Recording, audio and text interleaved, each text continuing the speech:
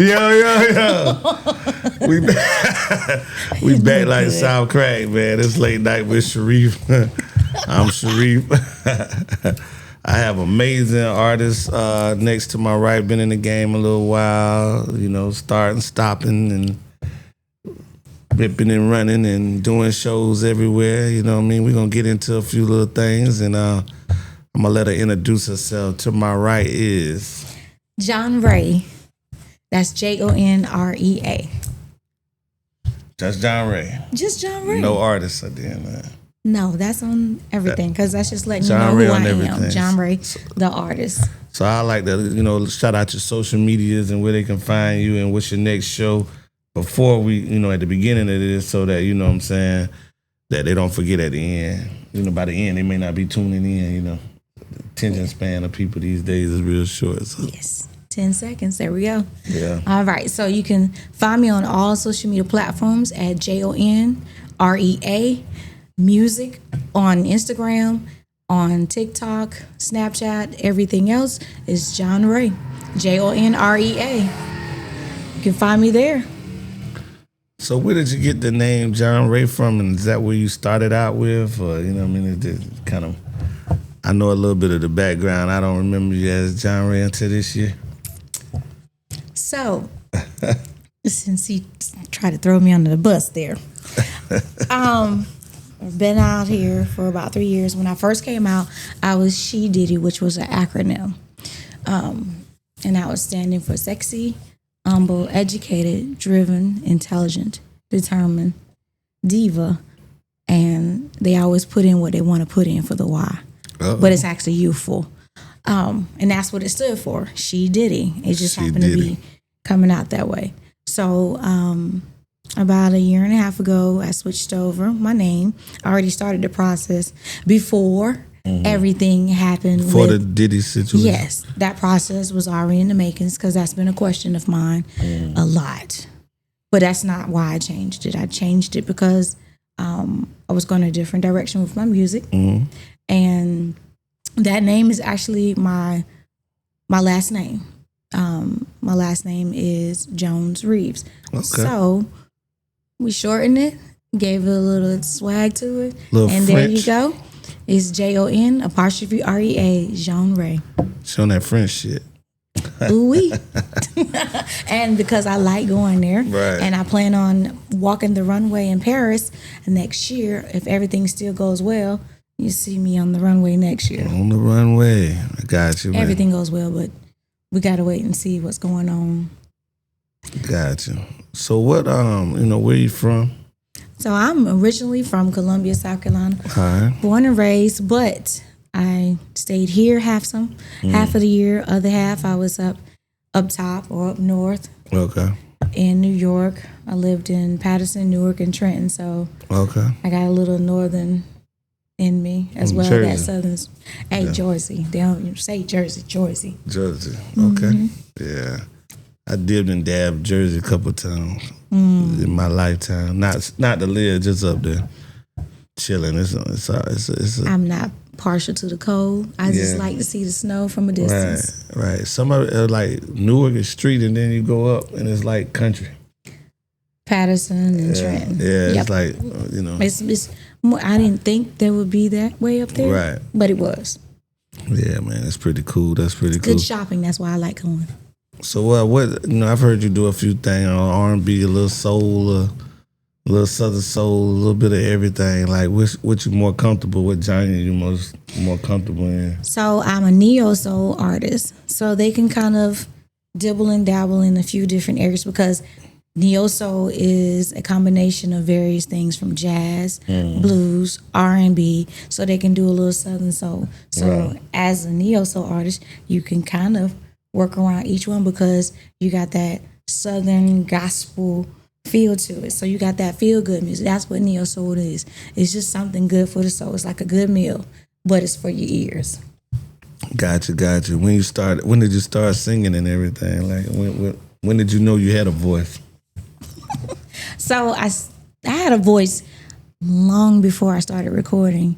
That was like as a little girl. My mom used to put me on the as they say, the choir. So I started off as the choir girl in the church, and then started doing performances and started studying music. So it wasn't just, okay, I'm just going to go out here and do this.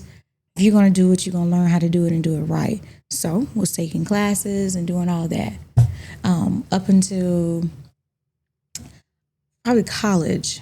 And then, of course, I dabbled with some instruments as well. Okay. And Little right piano? now, so I did piano, I did clarinet, saxophone, played around with the trombone, but I was a little lightweight, so that was too big for me. Need a lot of breath in that trombone. Yeah, but I was a lightweight, so that wasn't working. Yeah, I think that's why I feel that. It was like this much of me, and you just see, it wasn't working for me, so we ain't gonna do that. Yeah, like, we ain't doing that. My stepfather told me, like, you know, he's been in a jazz band. As long as I've known him, I'm 48, and I've known him since I was 6. So he's been in a jazz band for the 42 years that I've known him, and, you know, I don't know how long he was in it before then, but I'm pretty sure at least 10 years. So that's our only job he know. But when I was coming up, he was like, you should learn how to play an instrument, and I was just like, you know, I don't have any interest in playing an instrument, but he's just like, I tell you what you do, if you learn how to play the trombone, you can play anything else. So they said, if you can play the trombone, that's what I've heard. If you can play the trombone, you can play anything else. So, you know, shout out to my stepfather. Shout out to Pierre. He was my mentor on the trombone, taught me the trombone. I just didn't have enough breath for it. Yeah, so. It's a lot to it because I played the flute and the piccolo, and these two took a lot between wind instruments. And then, of course, you know, you got to go over there and play on the drums. So in between all of it, and now I'm kind of dabbling in something called the bass guitar. Bass guitar. I know what a bass guitar is. Yeah, that's a dangerous piece of equipment. Yeah. Yeah, you gotta know you gotta be on that. Eh? Yes. Yeah. You got it. It ain't that many strings, but it can do some things. Right. Yep. So I've had fun with it. I did that, and then I stopped singing after I lost my mom. Okay. Sorry to hear that. So thank you. But because most of the time I did that not for myself. It was to make her happy. Okay. And so after becoming a mom myself, took a break and I started teaching them. Right. So I never stepped away from music. I stayed in it. It's just I was doing it differently. So I was teaching it. So right. Your kids sing? They'll kill me if I tell you. But yeah, they do, because one of my kids is actually on a song with me. So all of them sing, my girls and my son, but they have now taken their own routes with doing their own life. My son's doing football, my daughter's doing engineering, the other baby's medical bound. So okay, everybody's got their own thing, but we still get together and have a little jam session on Saturdays. Harry, a big football coach around here. You know her son play for West Carolina? Her son played for West Carolina. Okay. Yeah. Yeah, they're at fall camp. Today was the first day. Okay. Yeah. Get on out there and get busy. But I got back to music when somebody needed me to do some backgrounds. Okay. And that was the first time I've ever been recorded. Right. He said you've been out here 3 years, but you've been doing music all your life, but you've been just kind of like professionally going after the dream in 3 years? Okay. What kind of obstacles have you, have you stumbled on, especially in the independent? You've been doing all this in South Carolina, so in the South Carolina independent world. South Carolina is a hard market to break out in, because you have people together wanting to just control they feel that they can control who gets where and do what with what music, who and what platform they can perform on, and they have an idea of what you should and shouldn't do. So it's a hard market, but it's not impossible. And I know Mr. 803 did it. That's great. We got more, James Brown, we got others, but it's hard to get out. So those are some of the things I ran into. Some friends I ran into. Oh, the promoters. I wanted to cut you off 1 second. 803 did it right. James Brown came out before it was gatekeeping. Yeah. He came out before it was gatekeeping. Now, if he would have been out now, somebody like James Brown probably wouldn't even be discovered because of all the people that's controlling the market. I just want to say that though. Yeah. I mean, that is true because you gotta accept a few things that you normally wouldn't, but then you also gotta know why you're doing it. Are you doing it for a hobby? Are you doing it because you love it? Or you just love to just be on the mic? Right. Because you gotta put in work, and a lot of things I've seen is a lot of people not giving their voice rest as a singer, not doing the physical work to maintain their whole person, because just because you're on that stage doesn't mean, oh, I'm just gonna go up there and sing, or I'm gonna go up there and rap, and then you ball down sweating. Right. But no, it's actually a workout up there. Right, okay. And so you got to take care of yourself while you're up there. So that was one of my obstacles, because I got hurt. A lot of people didn't know, but rather than, sit down, I just worked around my situation. Like when I performed, I would, instead of standing up and moving about, I made it look like it was something as we sitting down. So that was it. Other than that, losing some friends because I decided to do this. Oh yeah, you're gonna lose some friends now. I lost a lot, and some of those so-called friends were one of the main people that was blocking me from doing promotions, doing shows. Some of them were calling, telling other people, hey, don't book her, book me. So it was just a lot of that was going on. So when you say the gatekeeping, yeah, that's true. But you just have to know in yourself why you're here and what are you going to do? Right. And I didn't let it stop me, because I like where I'm at right now. The traction is real good. I'm getting out of the state of South Carolina. Well, my biggest obstacle was, like when I was coming up, you know what I'm saying? It was like, and I don't see that now, you know what I'm saying? Like my biggest obstacle was like once I got one time, you know what I'm saying? It like put my guard up so much that I may have turned down something that was right for me, you know what I'm saying? Or an opportunity that I could have went to, and I just been like, changed my attitude, like, that's bullshit. You know what I'm saying? Or they came at me, I saw that before, that's bullshit. You know what I mean? Do you think, like, you know what I'm saying, it's PSD in music? PTSD in music. PTSD. It actually is, because I myself had to take a break, and it was a situation that happened that I had to take a break, step back. But I went into the studio, and instead of taking it out on people, taking it out on that, I turned inward and I put that on the music. So I see what they call a change in me as an artist. I see growth. I see a change in my music that I'm going to put out, because I have a lot of new music that's coming out. Right. So I found my voice in this industry.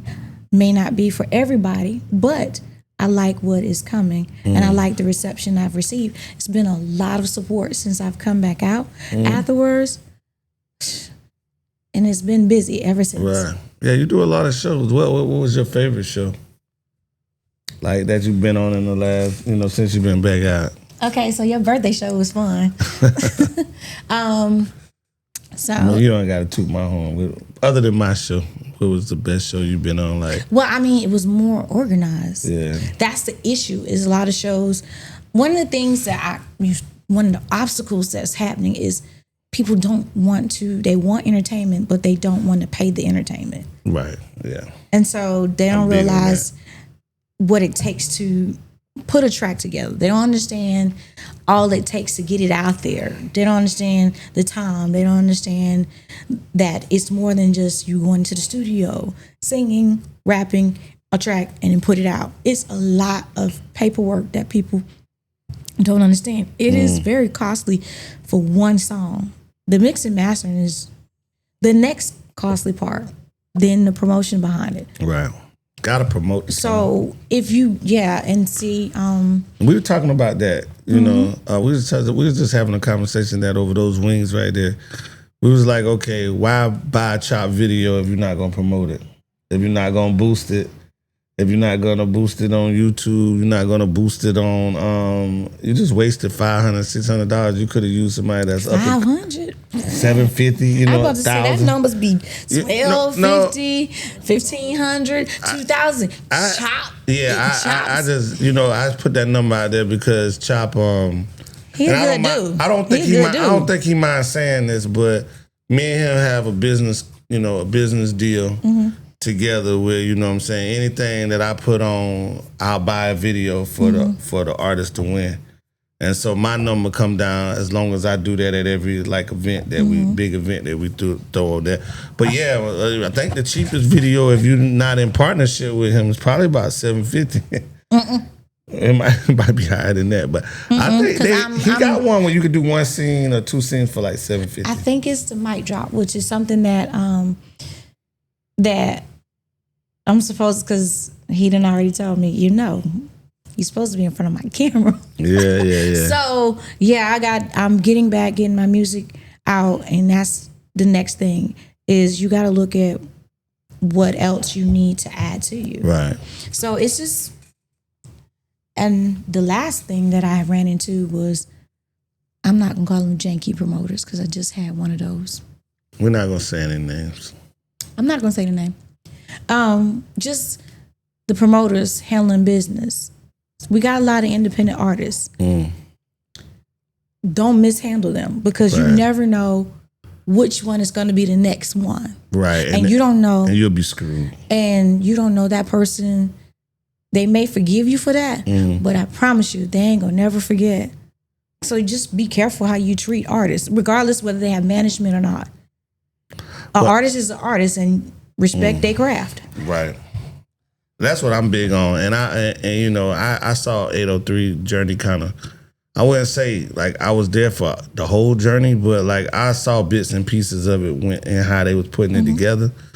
And you know what I'm saying? A lot of people treated them unfair. A lot of people took his money, you know what I'm saying? And, he was cutting hair for the whole projects, you know what I'm saying? The whole town.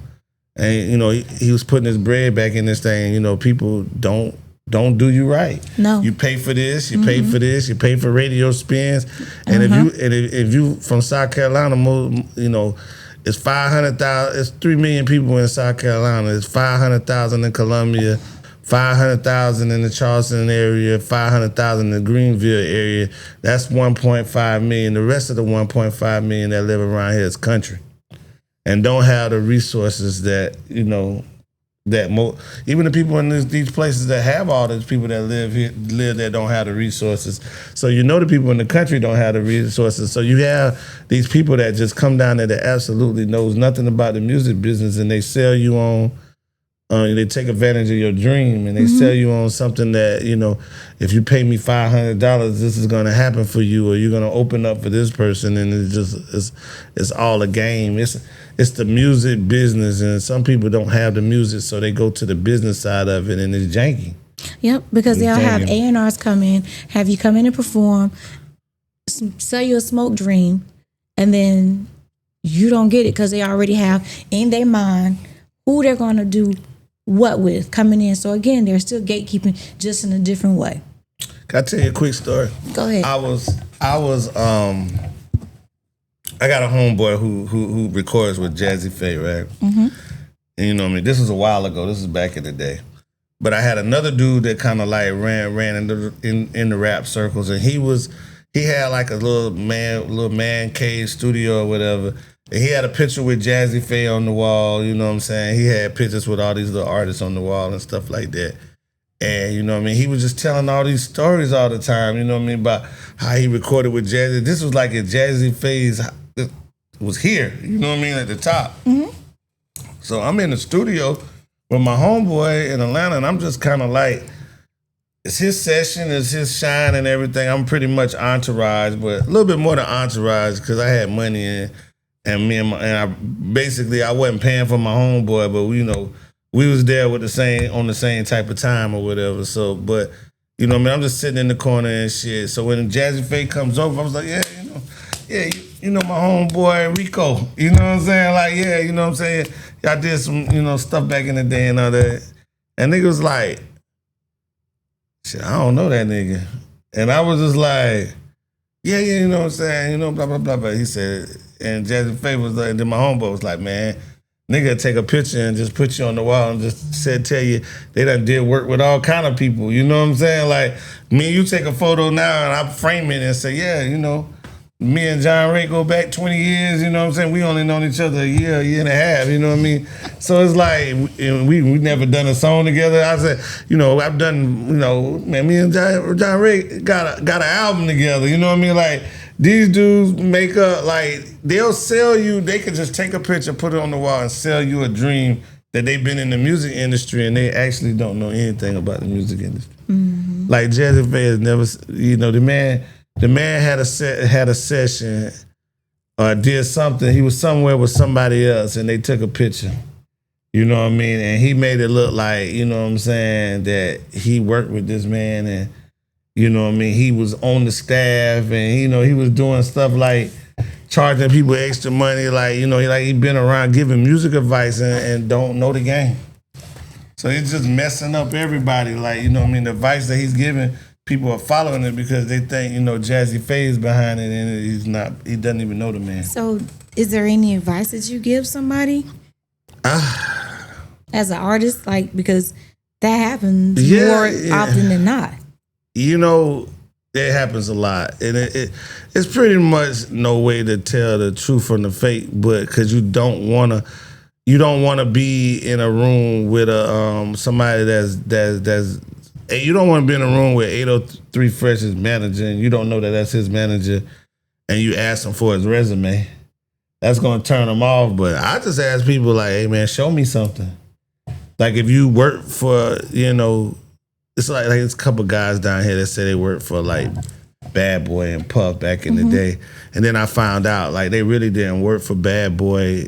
They worked for Bad Boy, but they wasn't really on the payroll. They wasn't next to Puff. They was a street team. Oh, okay. They go out to clubs and hand out posters and the album's coming out Friday. They put stuff up. They put stuff on the cars and stuff like that. They basically is more marketing than they are, then they work what they work. Puffy don't know them. You know what I'm saying?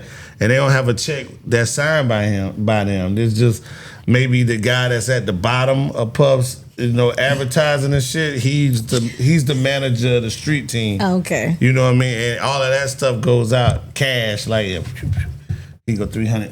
You know what I mean? Blah, here's some concert tickets.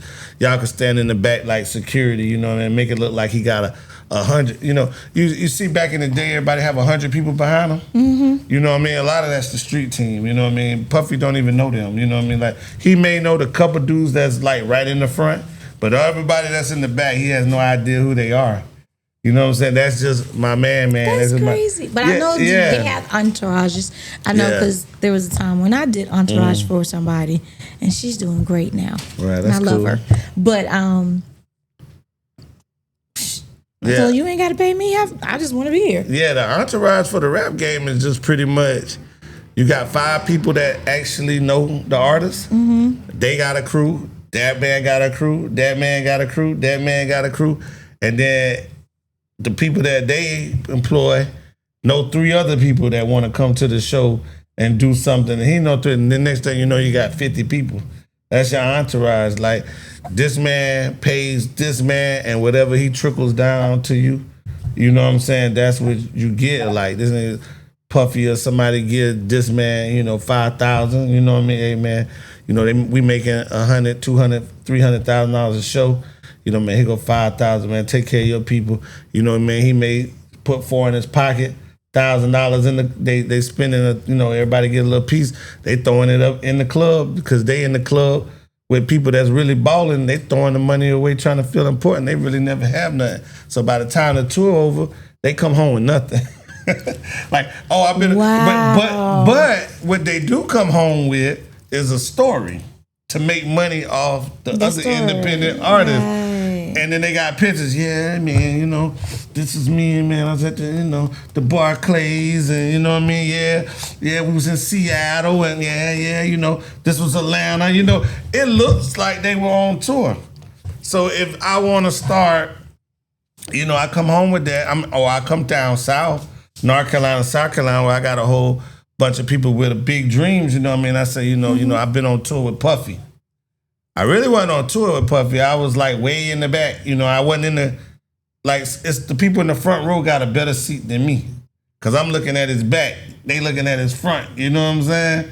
So, you know what I mean? But my man gave me $300-400, and then we went to the club. I threw it all away. You know what I mean? I had to get a room because he don't pay for all of that.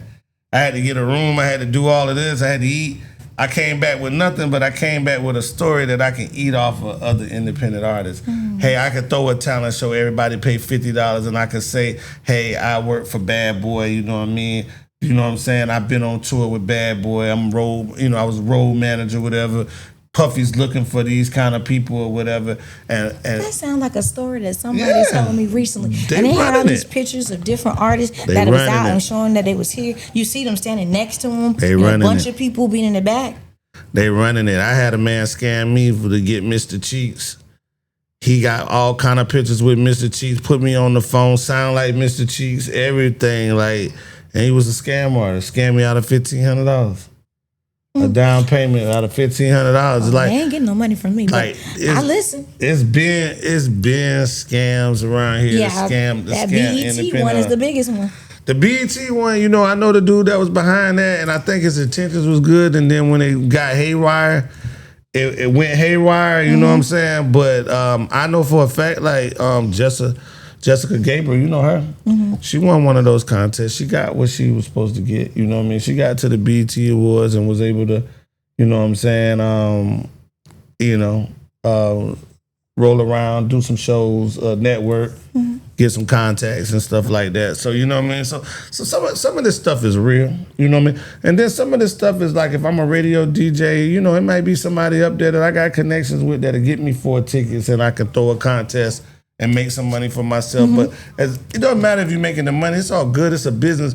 But you just got to make sure that you give the people what they thought they was getting. You know what I mean? If you got 4 tickets to the BET Awards and you're going to provide them a trip to the BET Awards, all they have to do is get there. You got the tickets and you got hotels set up for them. You know what I mean? Then you need to come clean with that. You know what I mean? You need to come. It's not that hard.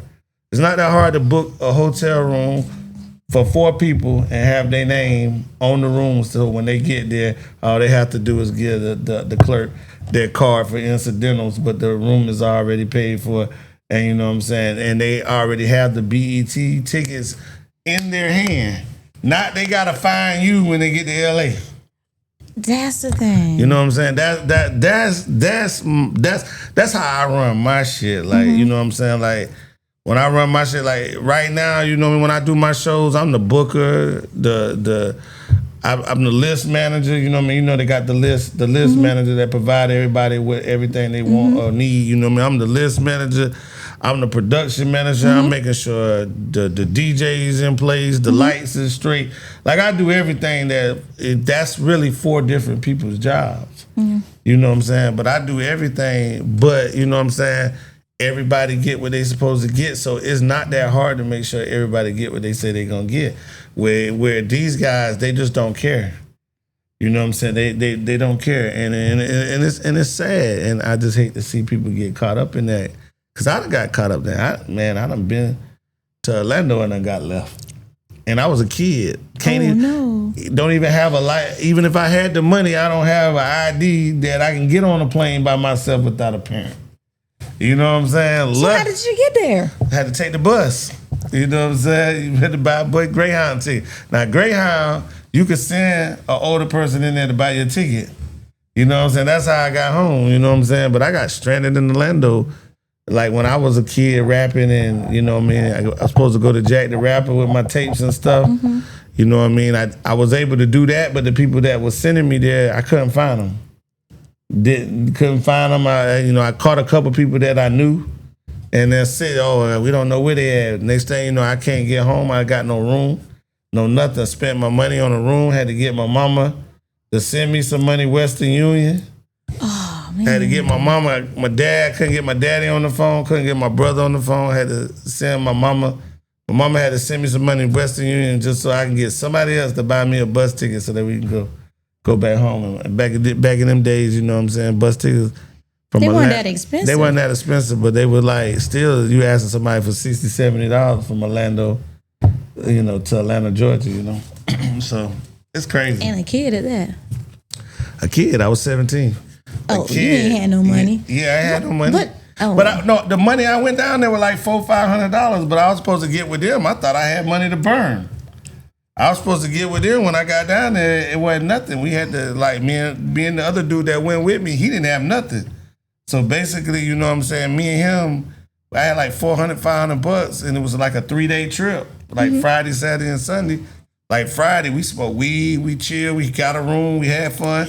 Oh God. Saturday, we went to Jack the Rapper. We was around there. We had to buy something to eat, chill, get the room for another night. Shit, by the time it was time, if I remember correctly, by the time it was time for us to catch the bus, like the bus tickets was like $65 a piece. I had like $60. He had nothing. Oh. So that's where it came in, where I had to ask my mama for the money and shit. Yeah. I just like, my mom came down here on some rap stuff. You told me, I know you right. I don't want to hear that right now. I just want to get home. I just want to get home. She'll tell you, like, if I ever bought on this podcast, she's just like, man, I spent so much money, like, of me in the rap game of just me getting stranded. Like, you know what I mean? Like, hey, Mom, you know what I mean? I went to this show, you know what I mean? I can't get back. And some of it was my fault because I used to have to smoke. I was insecure. So I used to have to, I had to be high. I had to have a drink. I had to, you know what I mean? Had to have a nice outfit, you know what I mean? I had to stand out, you know what I mean? So yeah, some of that's self-inflicted too now. I'm not gonna sit there like you got control over your own career. Right. But it's just like you young, you're looking for guidance and then you fall into the wrong hands, it's over for you. You know what I mean? Yeah. It is. I ain't had that experience. I've had where they said you're supposed to be there and it wasn't what it was. It wasn't there. You get there, yo, where everybody at? Trying to call around, nobody ain't answer. Man. No, I didn't have that. Or you get there and you look like this is an abandoned. Oh no, got to go. Bye. Yeah, I've been through that. I took a trip to Houston one time. I was supposed to record. I had the money. You know what I'm saying? I was supposed to record at Trill Studios, and I was supposed to get a feature with Bun B.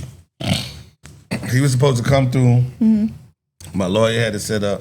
My lawyer, some of them other, like Zero lawyer. My lawyer, Zero lawyer, you know what I mean? A couple other Houston rappers that people may not know of, you know what I mean? Because I really didn't know of them, but Zero was like the biggest one that I knew, you know what I'm saying? So I was supposed to go to Trill Studios, you know what I'm saying?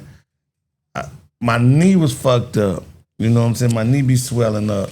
So my knee was messed up. So I got there, I mean, I'm like literally could barely walk. But I got there, got in the studio, I'm excited, I'm sitting down, you know what I'm saying? I'm waiting an hour, 2 hours. I'm seeing people record, blah, blah, blah. He's from South Carolina. My lawyer had to leave. I was by myself. You know what I'm saying? And I sat there like another whole hour or two. Bun B never came through. I just got in the Uber. I asked dude for a Black and Mild. I walked outside. While I was outside smoking the Black and Mild, I called the Uber. And I just got in and left. Went back to my hotel. As soon as I got back to my hotel, my lawyer calling me talking about something, man, Bun B there. And I was just, my Bun B there like, man, what happened, to the feature? Like, he pressing me like he had a lot of stuff to do and he came out here to do the feature with you and you're not there. I said, bro, it's like 1 o'clock in the morning, bro. You know what I'm saying? You said he was coming through, you know what I'm saying, 10, 9, 10. I've been here since 8, 7, 8. You know what I'm saying? You told me he was coming through about, 9, 10. I left at 12:30, 1 o'clock. Like, I'm by myself. You left me. You know what I'm saying? Oh, man, I'm sorry about that, but I had No, you at home with your family. I'm sitting here with a swollen knee, pocket full of money. You know what I'm saying? Cause Bun B, you know what I'm saying, for the feature was 10 stacks. You know what I'm saying? So and they were supposed to be giving me a deal because they knew my lawyer. He's like, Bun P usually be 20 G's, you know what I'm saying? But he gonna do it for you for 10. He gonna come in there and lay down. Man, I'm sitting there with 10 G's in Houston, Texas. Oh, no. Bum me, I can't run. You gonna No get a pistol. bus up. No pistol because I took the plane. Oh, you can't take it. Yeah, no pistol because I had to take the plane there, you know what I'm saying? It's not like I drove there. You know what I'm saying? I'm naked in there. My lawyer, I was comfortable with my lawyer. Everybody knew him. I was meeting people. You know what I mean? Listening to people's music, it was cool. But when my lawyer left, I was nervous.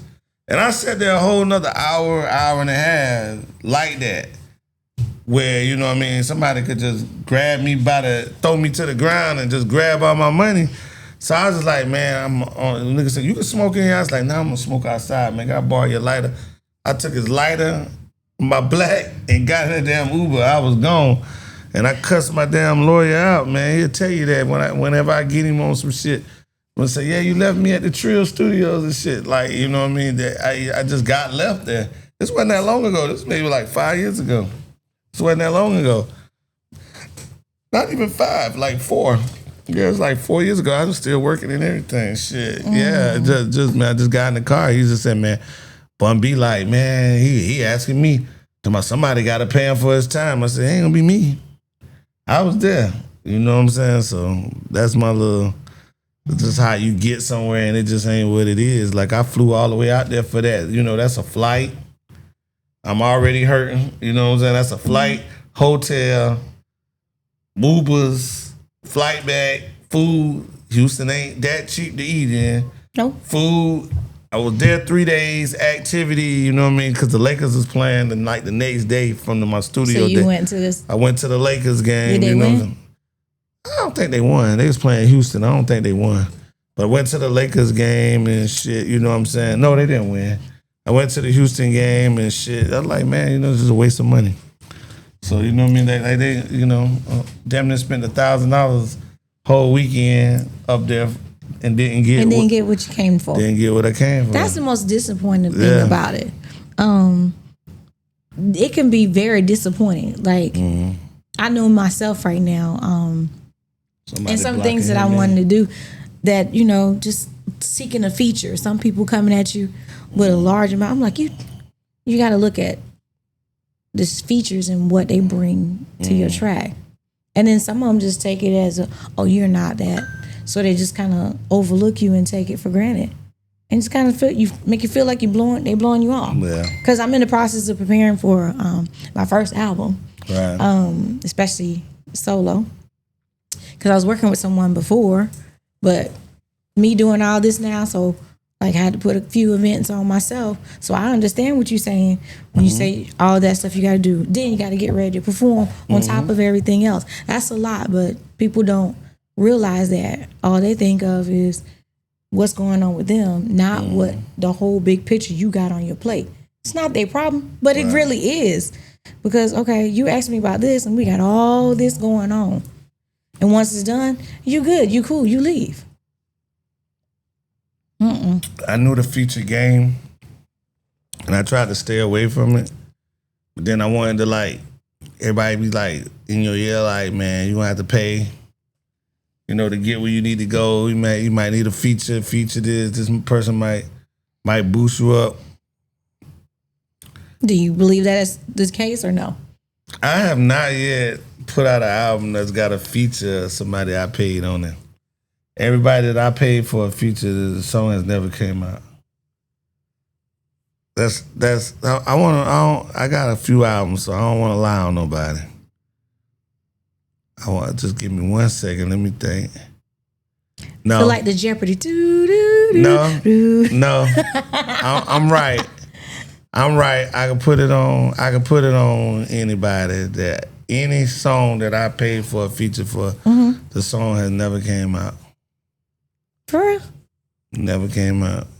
Why is I probably that? paid for 5 or 6 features, and the songs have never came out. Wow. And then if you add the one with Bun B that, I didn't pay for, but I spent $1,000 to go do the feature and didn't get it. You know what I mean? Well, I've done some features, and this time I've had 2 features, and then I've been featured on some songs. The way that it was handled, I have one that was handled very badly. And the song has so much potential. Right. Me and you talked about that song. Yeah, we talked about it. And you heard it, and it's real good. Right. But you just that little incident that happened recently. Oh yeah, that really does still happen with people. So you just got to make sure your paperwork done, and even if you letting one person do it, they put it out, make sure that you see what's happening. Yeah, I ain't doing no more paperwork. I ain't doing nothing like that without paperwork. You don't do your paperwork and make sure that paperwork is legit, you will not get your money. Yeah. And that was the first and last time that has ever happened to me. Yeah, sure. Nobody. I only had like 2 people that paid me for a feature, and then they tried to pay me, and I was just like, nah, you good. But they like one of them in my camp now. You know, it wasn't before, but one of them in my camp now. But like, you know what I'm saying? The other people I did features with, like I still got deposits out. People ain't even laid a verse down. I got one of those. Yeah, like I got one of those. I'm sitting here waiting on to do a song now. Man, it's just so grimy. Like it make you want to walk away from it because you just know like. And I know me personally, like my attitude is just like if it's a bad day, that it could go left, and my life could be like I could go from the bondsman to being in jail. I already see that because I just got that much passion for like. You know, even like I tell people this all the time, I'm 48 years old. What I rap about may not sound good to you, but it means the world to me. You know what I'm saying? Mm-hmm. Like, you know what I'm saying? Just to be able to tell my story over a beat in production, you know what I'm saying? And I actually own the song, or, you know what I mean? I know, you know, where I got the beat from and all that kind of stuff. Like, that's just like my pride shit. Like, you know what I'm saying? So, like, that's a highlight for me when I first started, and could say now I'm a recording artist. I can say now, adding on, I'm an award artist. Right, awarded artist. Yes, I got some awards behind me, but under a different name.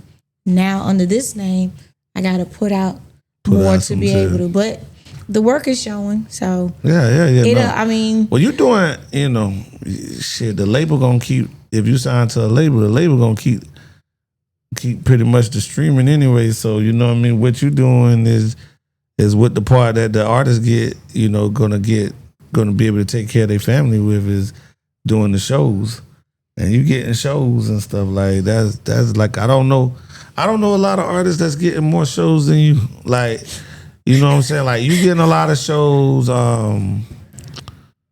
I see Panessa back out getting a lot of shows, you know what I'm saying? Like Matt gets a pretty good fair amount of shows. Mm-hmm. You know what I'm saying? Like, you know, rap, but I mean y'all singing wise, but rap wise, I don't see a lot of people get a lot of shows like they constantly book doing shows. Ooh, lately. Rapping. Mm-hmm. You know what I mean? Like rapping is like dead right now. Like to me, like everybody record. Really? You think? No, everybody recording, and I hear good music. I hear a little bit of good music, but you know what I'm saying? It's not like you see these people out nowhere. You know what I mean? Like when we go to the stream, we see people out like that's their show. You know what I'm saying? Like you don't see them like. I mean, am I lying though? Am I lying? I am lying. Okay, yeah, you don't see their show. Like I don't see like whoever you consider the best rapper in the city. I don't see him booked every weekend like I see you booked. Like see this weekend. Like the past few weekends, I consistently definitely have been booked. Because this weekend, matter of fact, I got 2 shows this weekend. I'll be in Rock Hill for the August. We on that show with August Soldier. Music Mayhem Fest. Yeah. And then on that Saturday, I'll be at the Koger Center performing. That show starts with the fashion show. Yeah, with the fashion show. L. Davis, is that L. Davis? L. Davis Productions. So I'll be on that show, and then it's like I don't have nothing on Sunday, but it's been like consistent. At least 2 shows a weekend. Right. And then I'll soon be going to, on the 16th, I'll be going to Virginia for a show. that just got really confirmed. The lady confirmed everything. Then on 23rd, I'll be doing a fashion show in New York, New York. First time going there to perform, so that's gonna be crazy. And then from there, I'm doing other stuff. So coming back, I'm hearing a lot of things from the promoters of, hey, this name change really helped because they know what I am. Because before when she did it, they was thinking I was a rapper. Here come another female rapper. Yeah. That's what I got. I said, no, I sing. Yeah. I bet. Say no more. So now the name, that was the whole purpose for the name change. Right. It's because I don't want to follow in somebody else's footsteps. Although a lot of people say, we got to get that one person in camp and we'll kick the door open. But whoever's in your camp, you still got to do some work too. But anyway, what else is going on and everything like that around the city? What you think about this? Was you at the brunch? Was you at my brunch? My birthday brunch? Mm-mm. Yeah, okay, you I didn't wasn't know there. about it. You didn't know about it? No, I would have told you about it. The message didn't get to you. You like Live Oak. Without being Live Oak, you like Live Oak. I would have told you. Look, I was like, yeah. There's like, you got a green shirt? Yep. I would have told you about it. I got some shirts coming though. I put an order in today. I'll make sure you get a shirt. What you get, like a medium? Mm-hmm. Okay, gotcha. I was safe. I was about to say large, but medium was good. I just messing with you. Now, if you said pants is different, then I have to take in the waist. I got you a medium. But yeah, what you think about, the little chicken situation. I know you heard about it. What you think about that? Just something off topic from music, like the little chicken festival, chicken and oxtail festival. About what happened? Yeah. Man, I would have loved to go out there and got some chicken. It sounds good. I thought you was out there. I saw a picture. No, you saw me at another performance I had. Okay. Because I've been having like 2 performances a day. Oh, that's why I asked you about it, because I thought you was out there. I thought I seen a picture with you out there. Okay, so I went to a different place. I went to a Grill Masters contest. So that was different. That was in Sumter, South Carolina. Okay. Because I was supposed to do 2 shows that day. I was supposed to be there in Sumter. Yeah. And then I was supposed to went to Marion. Yeah. Let's not go there. there. Marion didn't work out. Marion. I love my people in Marion. I love my family. Shout out to the Joneses down there. But don't bring that food down there no more. Man. Cause baby, Look at. we're gonna leave that there. Yeah. Cause that was a whole cluster. I like to think that just come from inexperience. Okay, here's the thing. I would hope that didn't went like that. Yeah. I put together shows myself where I had to get artists, get DJs, get videographers, get the food, get all that stuff, do the lineup, make sure everybody get here, make sure whoever was supposed to get paid got paid. Right. I did, and I was new. When I say new, I mean Similac new. Right. Like everybody didn't know me. I had to literally let them know, hey, yo, I'm good with this. What's the deposit I can give you? That kind of new. So I was giving people deposits to come to my shows to perform. And it was like, what? Some of them was like literally sending the money back because they thought I was an issue. So when they came in the door, no, I was serious. Here, I understand what you got going on. I see what you're doing. You coming to my show doing this. I'm going to pay you. Right. And that became what people like to know is, okay, you're going to get content at my show. You're going to get some food at my show. Mm-hmm. And it's literally how you did your show, but you're going to get some money in your pockets going out the door. I ain't going to put no $1,000 in your pockets because you ain't going to be here that long. Yeah. But I'm going to make sure that I know that you paid anywhere from $250 or something like that for them tracks. You at least get some of that money back. Right. Yeah, so I was at the... No, I heard about the festival. But first of all, we brought... Because I saw him sifting the chicken. Right. Okay, so, I saw him sifting the chicken. So I'm a fan. I started out watching him cook the snakes and all that stuff. He had snakes? No, this is just kind of a lead-up story. Oh, God. Bernard Hardison. I was watching him on Instagram and stuff, Facebook, cooking the snakes and sharks and bear legs and all kind of stuff. I did not know he was from Hopkins. For real? I didn't know he was from Hopkins. So you didn't know from the food he was making? He went from the country? Well, I know he was from the country, but it's a lot of country. then it's other people online that do what he do. But they like some of them white boys and stuff. They down in Louisiana. I like those exotic, cooking exotic animal cooking shows and doing big. I like the backyard cooking and stuff like that. They got a dude like I think his name like Stale Cracker or something. Yeah, like that. I heard about it. Little country white boy from Louisiana or Mississippi somewhere around there. But anyway, so I was getting my hair cut. And I said, man, I said, damn, I'm looking at my phone. I'm like, damn, what he cooking today? And the girl said, that's my neighbor. That used to be my neighbor. So I guess he stayed somewhere and they just do the backyard barbecue at his old house or something like that. You know what I mean? Yeah. She was just like, that's my neighbor. He from Hopkins and shit. I was like, oh, shit. He from Hopkins? Well, let me reach out. So when we started doing, content last year, I said, well, let me reach out to him before he blow up one way. I didn't realize he was already blown up. You know what I mean? He wasn't reaching back out to us or nothing like that. He was dodging us and all that kind of stuff, like not paying attention to his, his page. Soon as he say something, I hit him real quick, like, hey, yo, we wanna book you, wanna do an interview. He just wasn't responding. So I ain't hold that against him. But then he did the chicken festival and my homeboy Lone Line was a part of that, was his partner on that. So when I talked to Lone Line, I said, man, I just want to interview. He said, man, just come. Me and Harry set up. It was raining. We set up. We did the late night with Sharif. This same setup that we in right now, we was out there with the same setup. Okay, so I saw that, I don't know where I was. Oh, I was up late nights because I just got back from performing. And I was like, what are they doing? And all I seen was, finally. I'm like, what? What you finally do? Yeah, finally. So we got out there and Lone Line set it up. Shout out to Lone Line. I don't care what nobody said about Lone Line. Shit, he gonna always be the one that. Well, it wasn't our first celebrity. It wasn't our first celebrity. Who was your first celebrity? Thank Pastor Troy. Okay. But ain't everybody a celebrity? Yeah, everybody is a celebrity according to Surplus, but look, I'm like, ain't everybody a celebrity? but I'm just talking about like extra celebrity, well-established celebrity. So I think Bernard Chicken Festival was like in February, and we interviewed Pastor Troy in January. Am I right? I am right. No, he was the first. Bernard was first. Bernard was the first celebrity interview. No, Bernard wasn't the first celebrity. Our first celebrity interview was the people going for sheriff. Sheriff of Richland County. That may not be a celebrity to you, but it's a well-known politicians that get thousands and thousands of votes.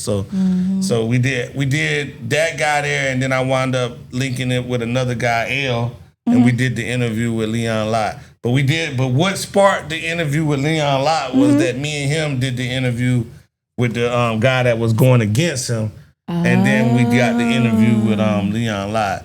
So how did that go? The dude that was answering the questions, well, it was L. I just glad to say it on camera. It was just crazy. Like, it's time for L to retire.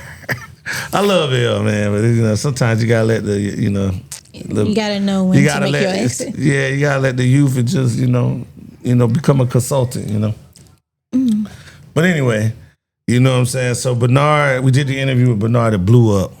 Wow. So we did the interview with Bernard. He gave a good interview. It wasn't rushed. He wasn't saying, hey, man, I got to get back to this chicken. He really wasn't even cooking no chicken. He's got a whole damn staff, you know what I'm saying? So he was... Once you get to that level, you do. Like you. Yeah, you got you a whole camp where you got people doing this, and that. And I got a little camp. My camp ain't that big. It's my little people. Yeah. So I had a heart for Bernard. So when it came down, when he threw the brunches, you know what I'm saying? I'm like, hit him up, like, bro, I'm in on one. So it started out like the $500 that he said. I looked at the advertisement. It never said what kind of chicken was it going to be his chicken or anything. Oh my God, this is. But you do expect it to be out the yard, but this man is a busy man. So, he ain't home all the time. His celebrity is so high, he cooking for Martin Lawrence in L.A.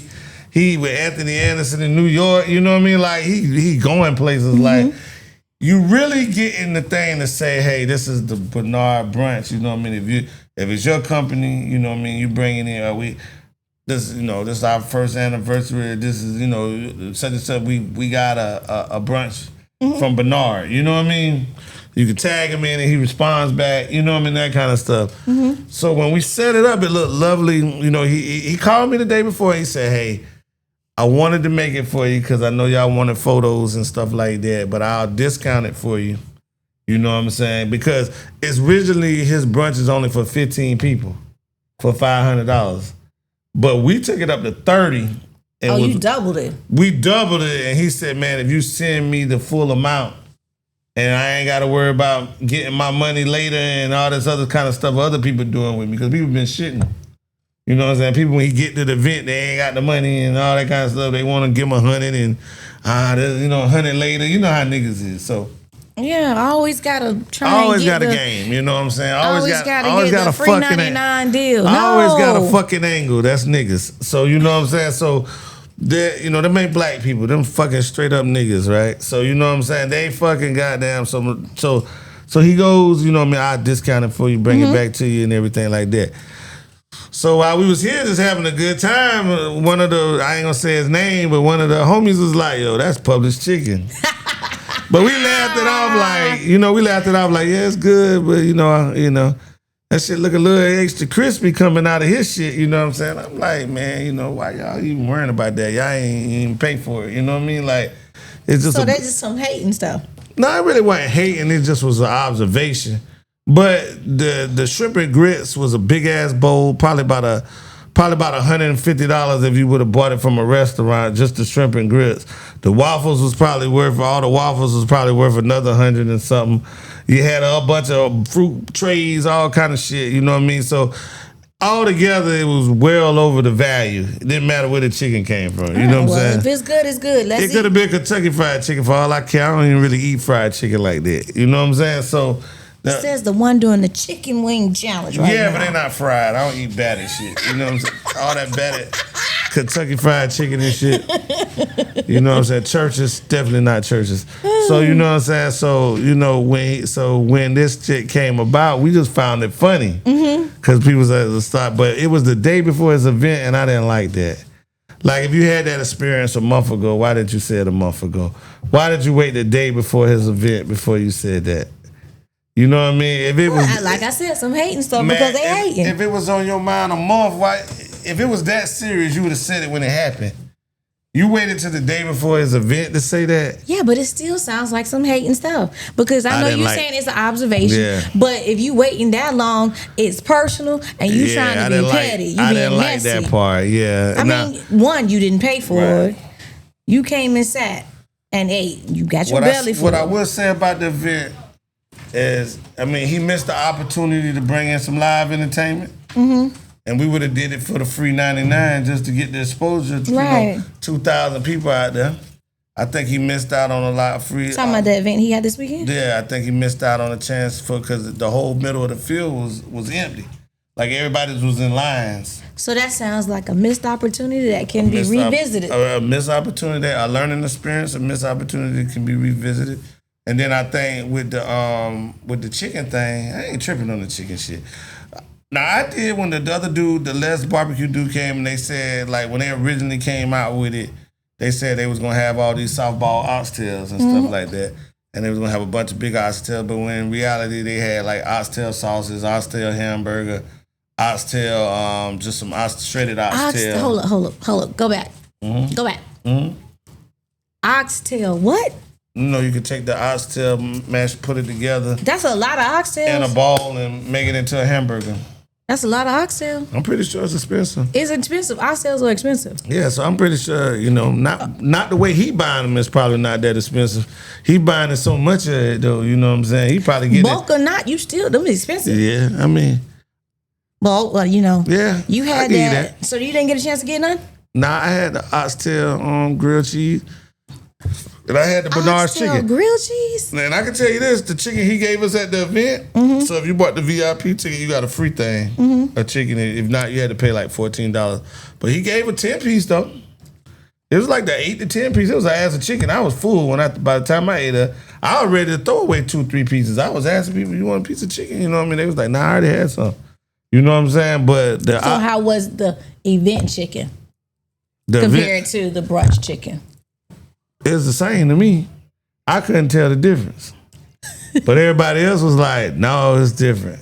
Because I took the picture. So did they say which one was better than them? The one at the event or the one that had the brunch? The brunch was better? Okay. The one at the brunch was good chicken. I don't know if it came from Publix or what, but it was... Huh? We already established that. Yeah, we established that. But it wasn't bad chicken. And then for what we paid for the brunch and what all we got for the brunch, I think we got our money worth. So the sifting didn't work, is what you're saying? No, I think where the bad part came at, I think nobody lost in that whole scenario but Bernard. And he was putting his heart into something, you know. I don't think he make a whole lot of money off of $500 brunches. No, he don't, because you spend more money, like, for that amount. Like, I've done a spread at an event. I spent anywhere from $500 to $750 because I have a personal chef, and I got to shout her out. That's my girl, Chef Tika. Hug. She's from Philly, so you know when she get that food, she be getting it. Right. So we get a whole spread, but that is expensive. Right. And so to get that amount of food that you said for that amount of money, she's still spending more money getting all that stuff. And then sometimes they don't balance out. Yeah, I've thrown parties for 30 people and I pay $500, and I mean it's a lot of food too. It's a lot of food, but you know what I mean. But you got to think about the preparer, the gas, right? The loading, you know what I'm saying. The time they take to decorate the table, you know what I'm saying. Like all of that is not all y'all thinking about. That's not free. All y'all think about is the chicken. And then if he threw 60 pieces of chicken up there, even from Publix, that's got to be at least $60. To $100, you know what I'm saying? Even if it came from Publix, so it don't matter. I didn't really see that part of it, but I guess the principle is they wanted to buy his chicken. But as a businessman, you have to take accountability when you're selling somebody something on the bait and switch. You know what I'm saying? You should, as a boss and the judge, couldn't have laid it out any better.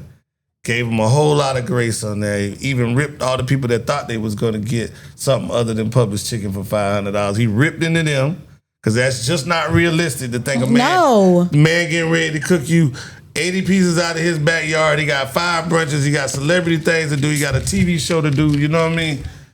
It's not realistic. And the more and more I thought about it, even when I didn't feel like I got. No, he still prepared something for you. Right. He just didn't use his special batter. Right. Which, in hindsight, I got to look at it from a different thing because I done had to cook myself some stuff. I'm looking at it from this. Okay, I'm still preparing you. I'm still giving you what I promised, which is chicken. Right. You're expecting the Bernard special type. Yeah. But I done already had this experience before, where people done screwed me on it, and my supplies are expensive. So why not do what I can afford to lose? And that's what it sounded like he did. Can I be honest with you? Now that I ate it at the show, now that I know I've had Bernard chicken because I saw him drop, and that's not the first time I had it. Now we had it at the I had 3 pieces at the whatchamacallit when we did the chicken fest. I just couldn't remember what it tastes like, and that's the point I'm trying to make. It's not memorable. Like, it's not like, oh, I got to have another piece of that chicken one way or the other. Like, that's not disrespect, but that's just to tell people, like, bruh, it's just chicken. You know what I mean? You can season it and drop it in fucking oil. And at the end of the day, it's either it's either a good piece of chicken or it ain't a good piece of chicken. Either it's too salty or it ain't too salty. His chicken is a good piece of chicken. I like Bernie's a little bit better. Okay, here you go. Boom. I like Bernie's better. It's a good piece of chicken. Bernie's is good. I like Bernie's chicken a little bit better. And that's no disrespect to him, and he done invited me out to the yard and everything like that. But he's just advertising his chicken. Exactly. He's going to say it's the best chicken, you know what I'm saying? But everybody else has said, if you get on, and I've seen his tape and say, this is not Bernie's chicken. This is not such and such a chicken. This is not such and such a chicken. This has been baptized by me. You know what I mean? Meaning he done went in, put his hands on it. Right. He done sifted it so and everything. People are saying, okay, yeah, well, you said it wasn't going to be this place chicken and this is not this chicken. We wanted to taste that chicken. Now, where he went wrong, if he wouldn't have said nothing, it'd have been perfectly fine. But when he said, y'all can't afford my prices, when I put out there that it was $1,500, nobody bid on my prices on my website. So when I gave you a discount, I never said some days it may be my chicken, some days it may not. Some days I may not be in town and you can't get my chicken.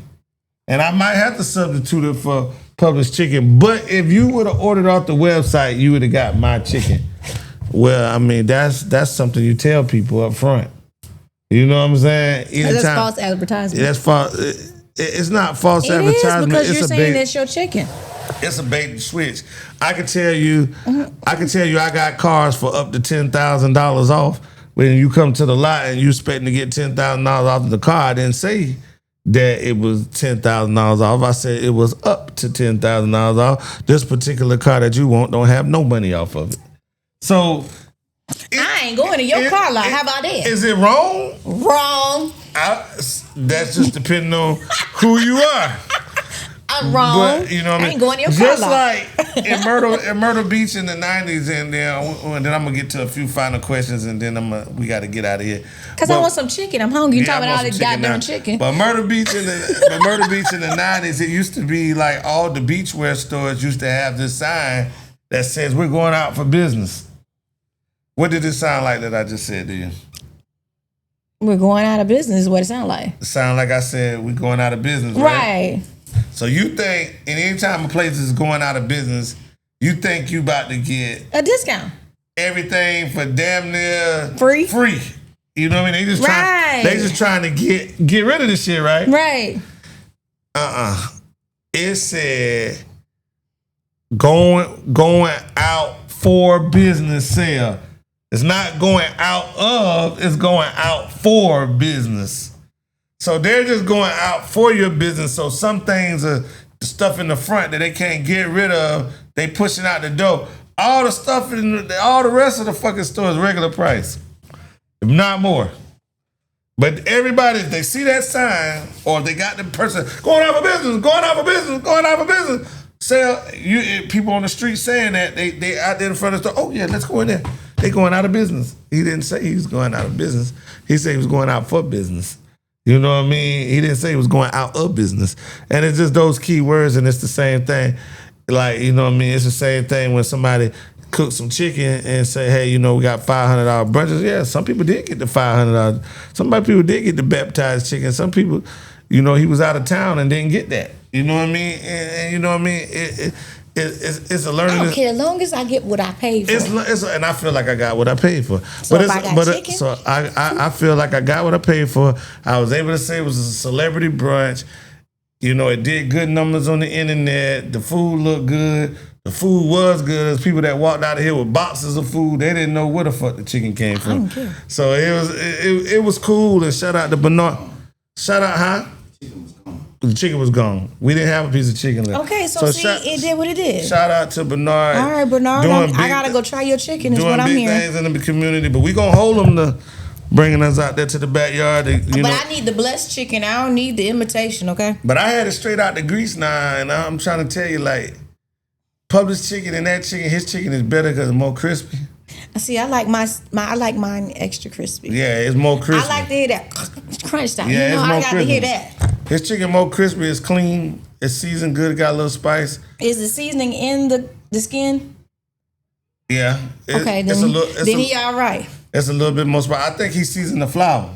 Oh, well, he on point then. Yeah, I think I ain't never. Because everybody don't season the flour. Yeah. I think he seasoned the flour. When you season the chicken, bless the flour. Bless the flour, yeah. So it's a good thing. So we go get back there, like, what I'm saying. I just wanted that was just like a segue, but yeah, you just made me hungry. Yeah, but so like, who are your biggest influences?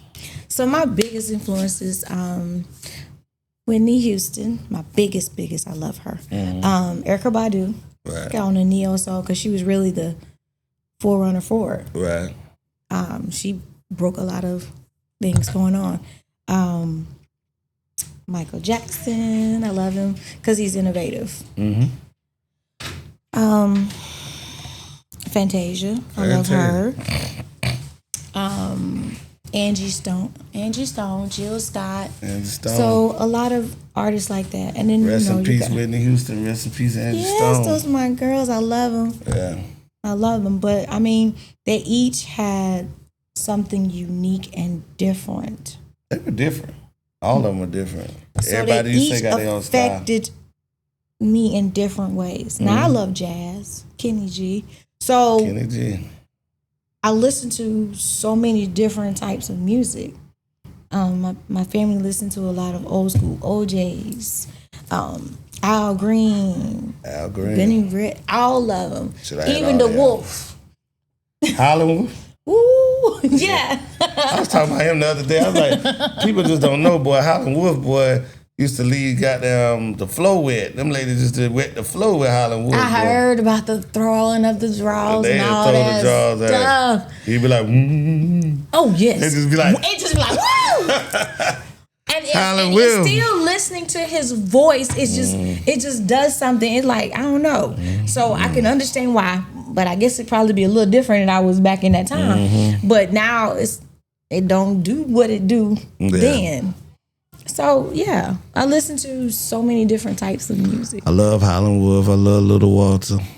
And people like, I said, look, if you're not affected by, as an artist, any of the trailblazers, you might need to go back to the drawing board. Shit, that's all I listen to. I like the old Southern soul. The new stuff is good, like this my type of carrying on. I like that. I like that. And I like Mike Clark. They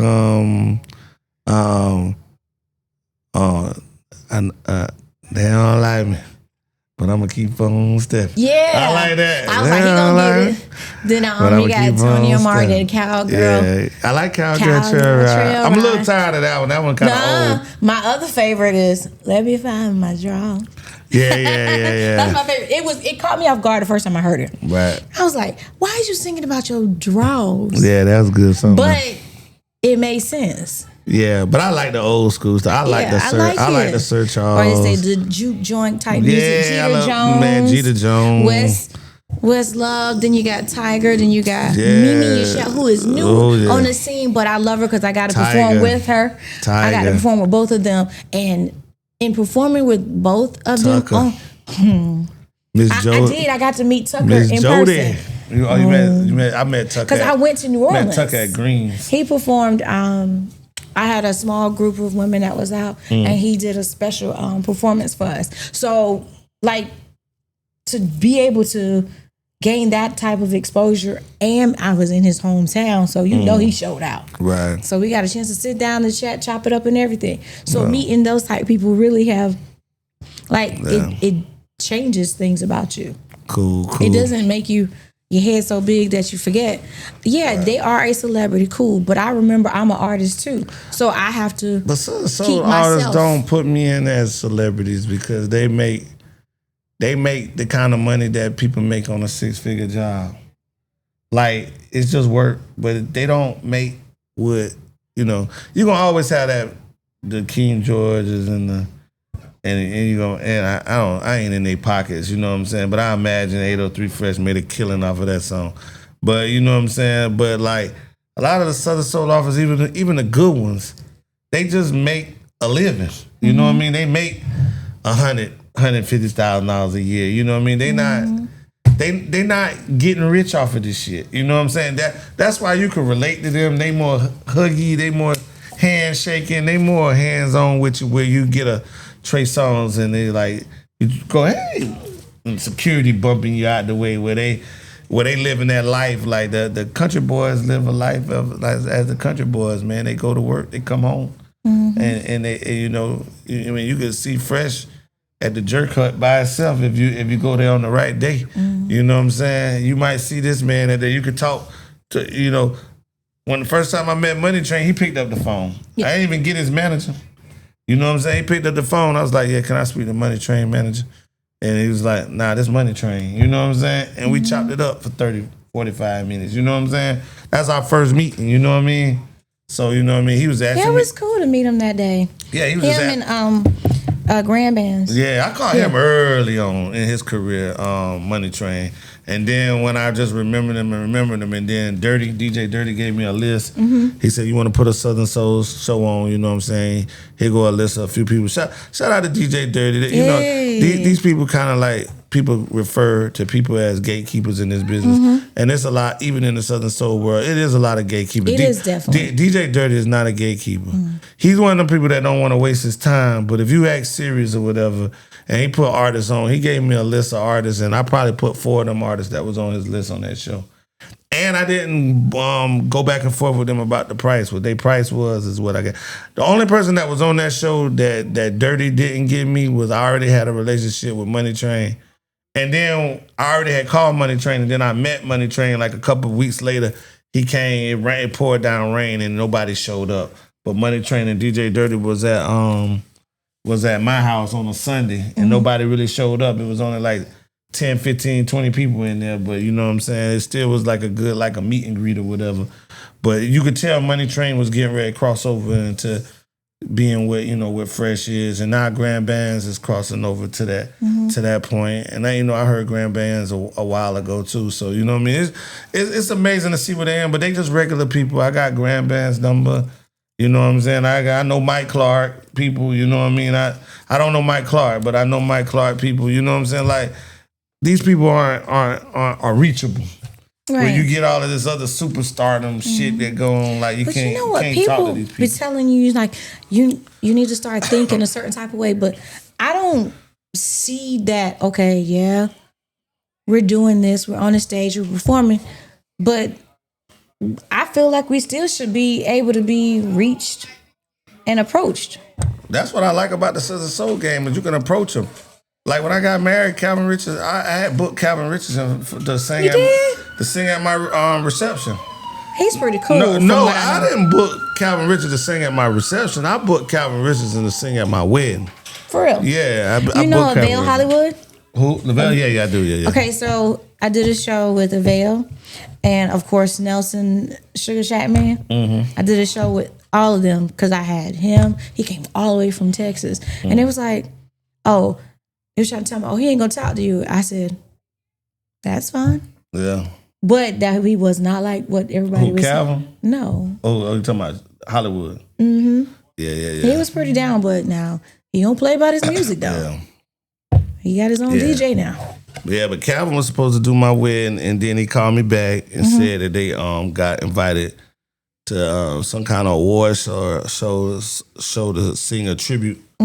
For somebody, you know what I mean? I think it was BT Awards, if I'm not mistaken. But they got invited to some award show, the thing, and there was an opportunity that he couldn't miss. And then he said, it wasn't him, it was his manager, and I was like, okay, cool. It was about a month or two before the wedding, like when they called, like the wedding was in July, they called like April. We had them booked since February or whatever. And so he called, and you know, he said we weren't gonna be able to do it, and you know, we'd be all right, you know what I mean, send the deposits back. At that time, he was only 6 Gs. So we had gave him, matter of fact, he didn't even ask for the whole 3. They asked for 2 and 4 at the time of the wedding. And so they gave us the 2 Gs back. And then I was like, yeah, well, I appreciate it and stuff. And I hung up the phone with him and everything. And it wasn't 10 minutes later, Calvin called. And he was just like, yo, this Calvin Richardson, da-da-da-da. And I was like, oh, shit. Yeah, I was like, yeah, your manager told me that you weren't going to make it. He said, yeah. He said, no, I'm not going to be able to make it and everything. But my manager said, you seem disappointed. I said, no, I really wasn't disappointed because I got my money back. I needed the money. And he started laughing, and then he went on there. And then we got into the fact because he's from Monroe, North Carolina, and my daughter, my stepdaughter from a previous relationship that I still took care of after the relationship, she lives in Monroe. And I was just telling him, I said, yeah, I know a little bit about Monroe. He's like, what you know about Monroe? And because I was young in Monroe, like going to the club and stuff. So I was just telling him about little clubs and who I knew and who I had met dealing with them and stuff like that. And he just was like, oh shit, man, you homeboy. You know what I mean? He's like, man, whenever you need me, just call me. I haven't been able to get up enough money to call him, but because now he 10 G's, you know what I'm saying? 10, 12,000, depending on the situation. So I haven't been able to get it, but I'm so glad that he like rose, and he's my favorite Southern Soul artist. Sir Charles was my favorite, but then, man, that dude Calvin just got crazy on them last few albums. So, yeah. Yeah, he's pretty good. Yeah, he real good. You just got to sit there and he write his shit. You got to sit there and just kind of listen to him. You could tell he come from a rap background, how his lyrics is and shit.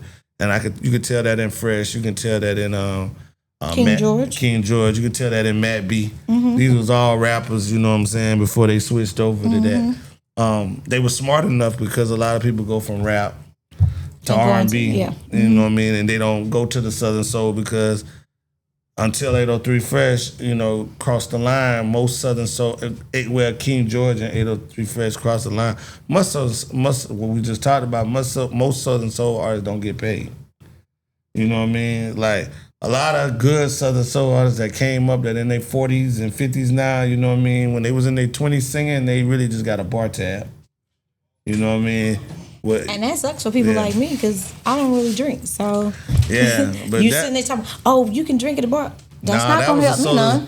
That was a Southern Soul gang. We got such and such coming through tonight, and then they may give them $100, $200 in a bar tab, but they wasn't making no money. Like, it's a reason why they gatekeeping, and it's a reason they shouldn't be, but it's a reason why they have that attitude is because they were sweating in clubs that don't have air conditioning and stuff, and then now that this shit is hype.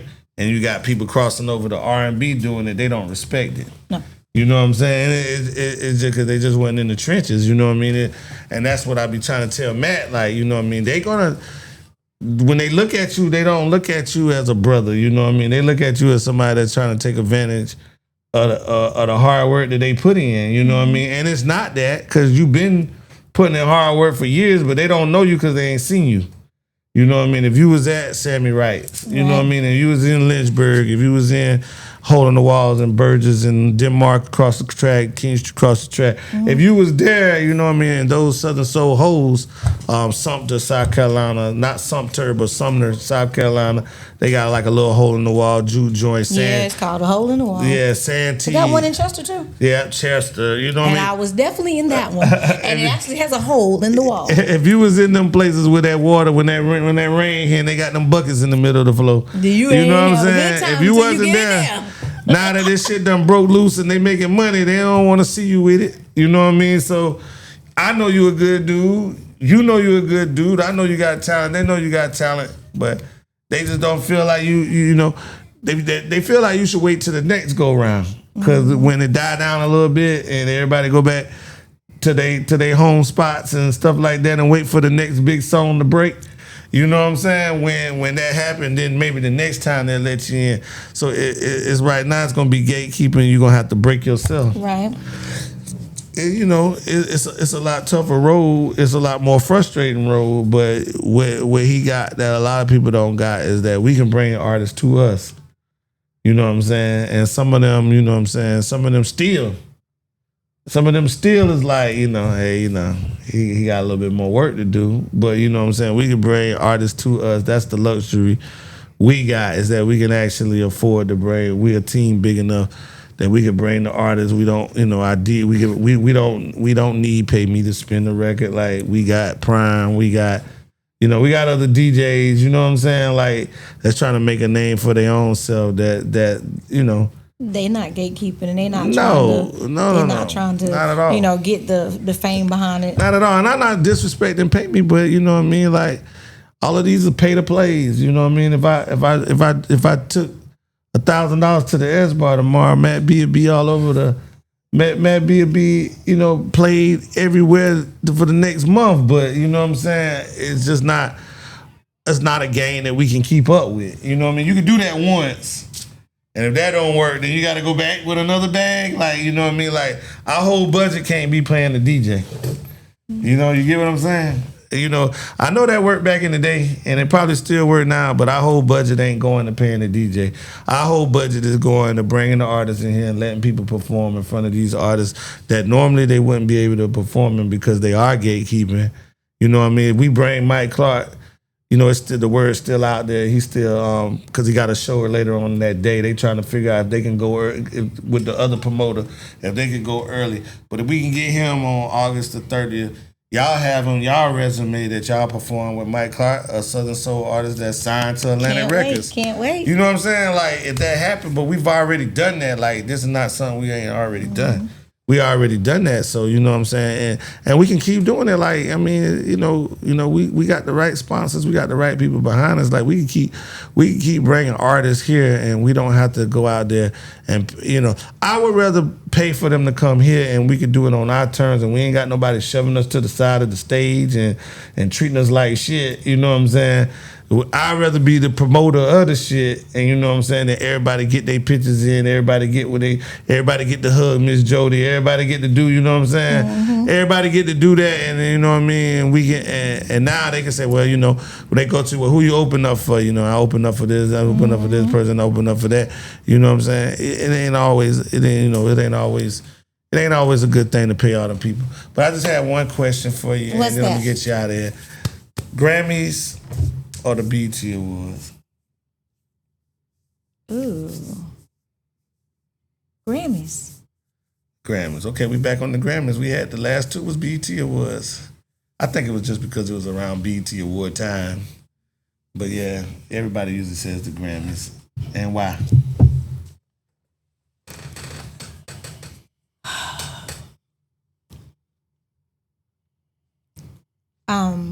I'm not downplaying the BET Awards at all, but it's just how much people have filtered the BET Awards, made it seem like it'd be a scam. Yeah. So you'd have to sift too much through a lot of red tape, and you still would be rising in the BET Awards. For me, that's what I feel.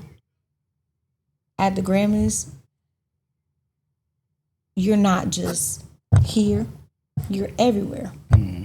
So I feel like where the BET Awards is reached, and it's a broader audience, so you can reach out to more than just here.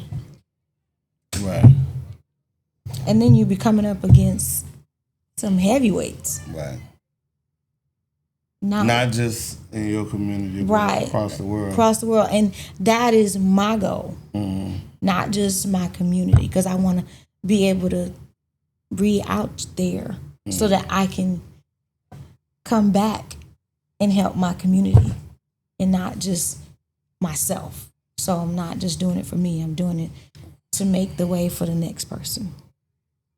So I'm not trying to hold the door closed. I want to keep it open to make sure that we all get a chance. All right, well, shout out to social medias and everything, and let everybody know who you are again. All right, so again, my name is Jon'Rea. You'll see a lot of times saying Jon'Rea the artist. It's JON'_REA, because sometimes you may have a hard time finding me out there. Make sure you put that apostrophe in between the N and the R, and you got me. Looking up crabs in the bucket, looking up outside, and you're going to look up I'm going to break you off, and then you can kind of find me in some other areas. On all social media platforms, I'm on YouTube, everything. Yeah. Jon'Rea the artist. So, got to shout out my kids, Jelana, Trinity, and Jamar. Shout out to the Mommy chillin'. Loves you. Shout out to the chillin'. Yes. We'll take a picture.